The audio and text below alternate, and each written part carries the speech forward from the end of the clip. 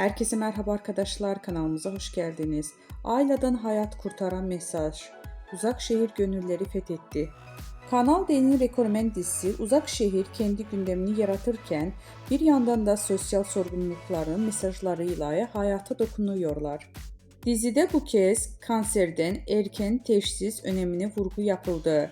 Kadınlar köy meydanına toplayan Ayla'nın erken teşhis hayat kurtarır temalı sahnesi izleyicilerinden tam not aldı. Dizide hekim olan Ayla, kadınlar biz bedenimizi de yuvamız, bedenimizi koruyacağız diye seslendi.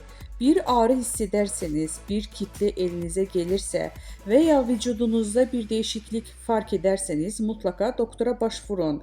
Kanserde erken teşhis gerçekten hayat kurtarıyor sözleriyle izleyicilerin farkındalık yarattı. Uzak şehir bu anlamlı hareketiyle bir kez daha gönülleri fethetti. Sanal medyada geniş yankı bulunan sahne için ülkenin yarısı izlediği dizide böyle sahnelerin yazılması çok kıymetli yorumlar yapıldı.